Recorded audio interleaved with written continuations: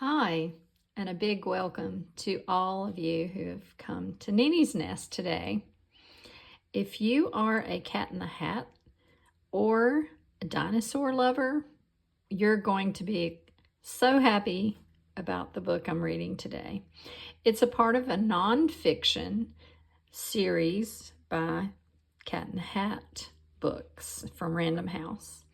The title is Oh, can you say dinosaur? It's all about dinosaurs, like this one. I bet some of you out there know which one this is, what this dinosaur's name is, but we'll hold that off until we get inside because the Cat in the Hat is ready to take us on a journey and teach us some really amazing facts about dinosaurs. I want you to see on the inside. It says, oh, can you say dinosaur? All about dinosaurs. I'm the Cat in the Hat. You have met me before. Today I will speak of the great dinosaur.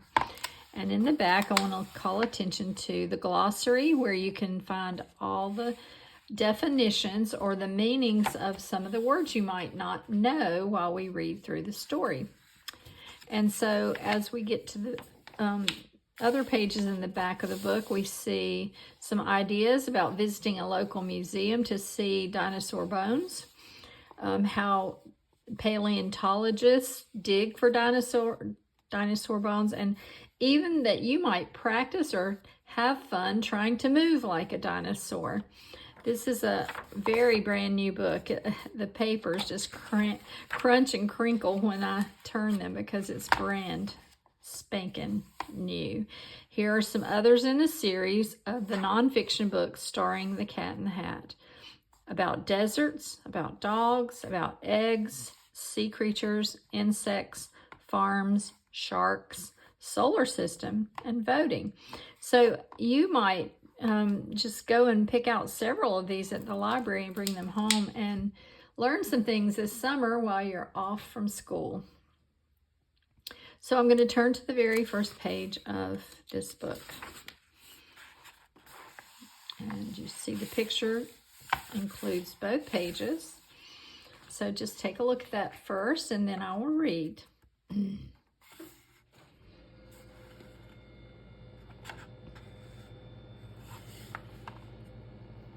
I'm the Cat in the Hat. You have met me before. Today I will speak of the great dinosaur. Dinosaurs lived on the earth long ago, before you and me. So how do we know?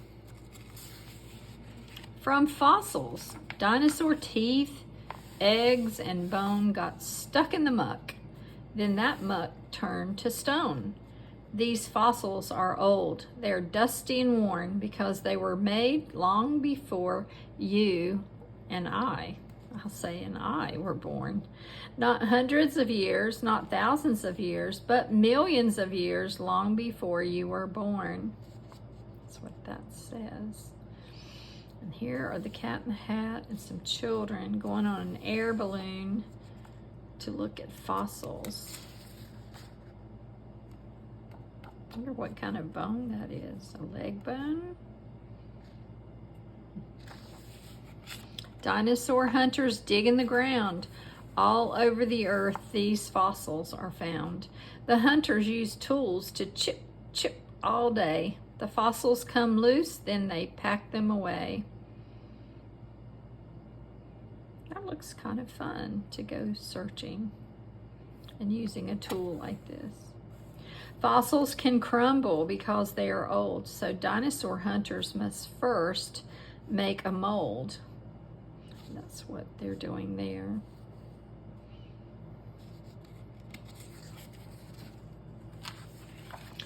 To the dinosaur labs, every bone, tooth, and bit is carefully shipped to see how they fit. So that's how they would decide if it's a dinosaur leg bone or a rib cage or whatever.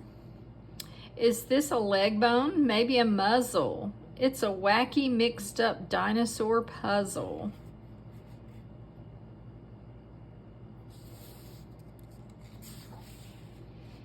Step up and enter the museum hall where dinosaurs stand. Some are big, some are small.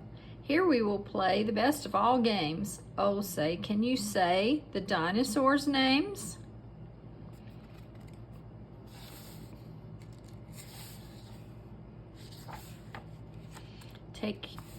Let's read this first. And after you've said them, you can get to see them in the Cat in the Hat Super Dino Museum. Dinosaur names are not easy to read, but give it a try. I will help if you need. Take care of your father, sweet Sally, dear Dick. These long words can make even grown-ups feel sick. So here we go with some names of dinosaurs. Oh, say, can you say Ankylosaurus with a club for a tail and a back full of spikes? This dino was strong like an army tank. Yikes. Ankylosaurus. See if you can say it. Ankylosaurus. Now can you say Maiasaura? This is Maiasaura. There's the whole word right there, the whole name. There's one thing we know that this dino did best. She kept her kids cozy and safe in their nest. She kept the nest tidy. She got her kids food. She was a good mother to her dino brood. And this tells us dinosaurs hatched from eggs, just like little chickies do. Now say Tyrannosaurus Rex. Can you say that? Tyrannosaurus Rex. I remember one of my students who loved dinosaurs, and he knew the names of all of them. So this is a good lesson for us today. We can learn the names and say the names of dinosaurs. You said that quite nicely. Now you'd better go. T-Rex, that's his nickname, is no kitten. I think you should know. He has some really fierce looking teeth. This T-Rex was strong with long teeth sharp as knives. When most dinos saw him, they ran for their lives. T-Rex was a hunter. He hunted for meat. Other dinosaurs were his idea of a treat. Carnivore is the name that we give to dinos like this T-Rex, who ate meat to live. And here goes Ankylosaurus running from T-Rex, Tyrannosaurus Rex. Now let's say this one, Ceratops, Triceratops. This dinosaur's head had 3 horns upon it, sticking up out of a hard sort of bonnet. But though he was smaller and not half as fierce, his head was too hard for T-Rex teeth to pierce. So after a few dozen snaps at his face, T-Rex looked for dinner in some other place. He does look pretty fierce with those really strong looking horns. 1, 2, 3 of them. And he almost looks like he has a large bird beak there. I remember we had some songs that we sang about Triceratops and the other dinosaurs in kindergarten, but I won't sing those today. Here's another one. Okay, oh, say, can you say Apatosaurus? Apatosaurus. Say it with me. Apatosaurus. I've gotten this rather tall ladder here for us to see eye to eye with Apatosaurus. These dinos' long necks reach up high into trees where they fed on green leaves just as much as they'd please. Herbivore is the name that we give to dinos like these who ate plants to live. So he wouldn't be going after another dinosaur for dinner. He would be looking for trees and plants. Herbivore.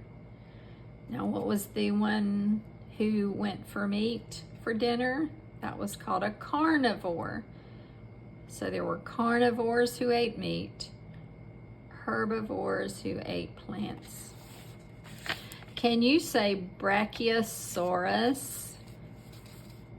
Brachiosaurus. This dino was taller than 51 feet, and just how much food do you think he could eat?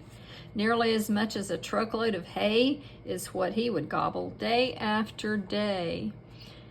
That's how he grew to this size. As you see, the cat in the hat just comes up to his knee. Take a look at this big lump on his head. He's nowhere as smart as you or me. His brain is the size of a small zucchini. If you ever eat zucchini for dinner, then that's the size of this very big dinosaur's brain. I'm wondering why his head looks so lumpy and big if he just has a small brain. That's my question. What do you think of Brachiosaurus?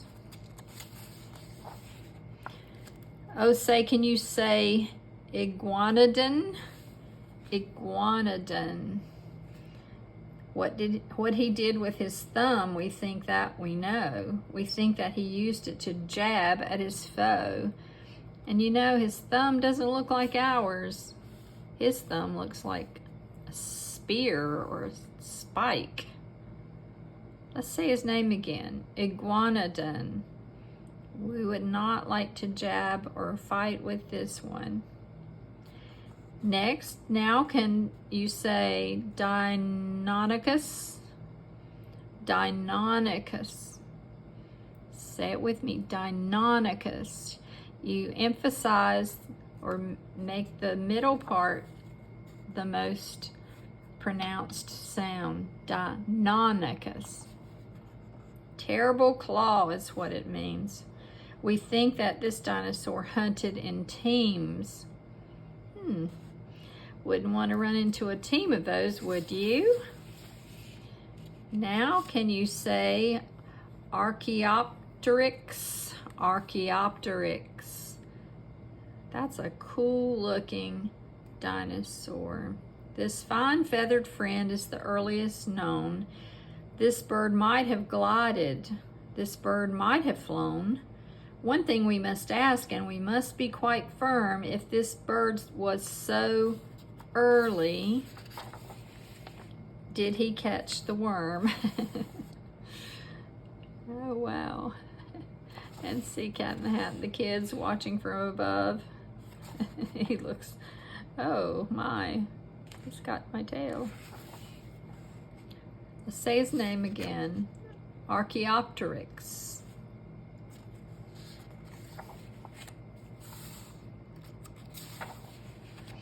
It's getting late now. I see night is falling. The museum is closing. Your mother is calling. Before you head home, dear Sally and Dick, I have a surprise that is really quite slick.